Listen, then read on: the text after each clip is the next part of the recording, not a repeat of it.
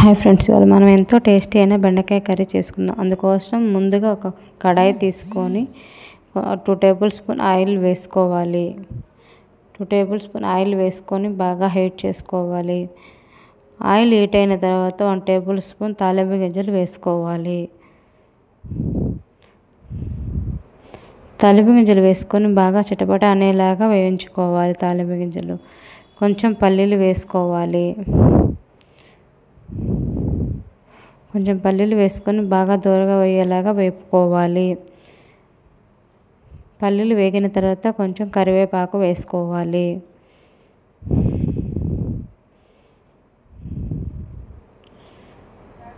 నాలుగు చిన్న రెమ్మలు నలగపొడిచి వేసుకోవాలి.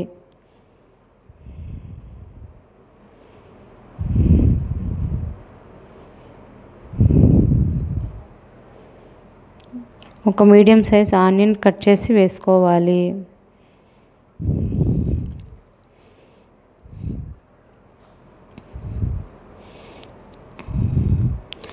కొంచెం సాల్ట్ వేసుకోవాలి. సాల్ట్ వేసుకొని బాగా కలుపుకొని వేయించుకోవాలి. సాల్ట్ వేసుకోవడం వల్ల ఆనియన్స్ త్వరగా వేగుతాయి.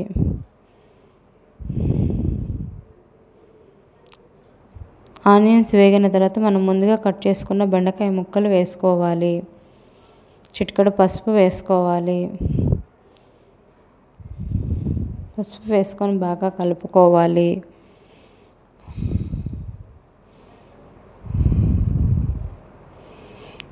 కలుపుకొని మూత పెట్టుకొని 2 నిమిషాల పాటు మగ్గించుకోవాలి. మగ్గిన తర్వాత 2 నిమిషాలు మగ్గిన తర్వాత మూత తీసుకొని ఒకసారి కలిపెట్టుకోవాలి.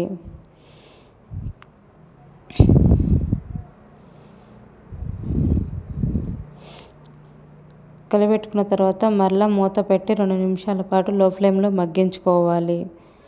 మధ్య మధ్యలో మూత తీసుకొని కలుపుకుంటూ వేగించుకోవాలి. బెండకాయలు అడుగంటుకోకుండా చూసుకోవాలి.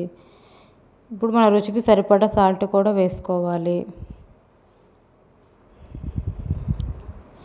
మూత పెట్టుకొని మరో 2 నిమిషాల పాటు బాగా మగ్గించుకోవాలి. మూత తీసి కొంచెం ధనియాల పొడి వేసుకోవాలి.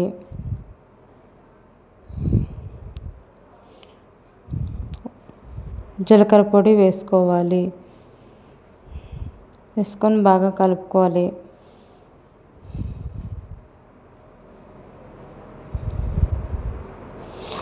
ఒక నిమిషం పాటు మగ్గించుకోవాలి.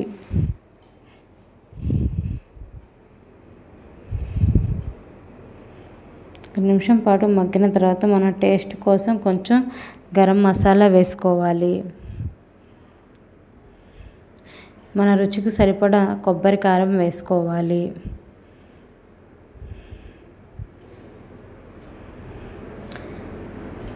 కొబ్బరి కారం వేసుకొని బాగా కలియబెట్టుకోవాలి.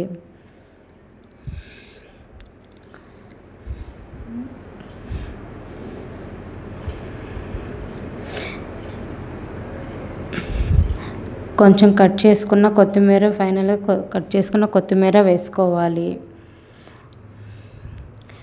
కొత్తిమీర వేసుకొని సర్వ్ చేసుకుంటే ఎంతో టేస్టీగా ఉంటుంది. మీకు ఈ వీడియో నచ్చితే ప్లీజ్ సబ్స్క్రైబ్.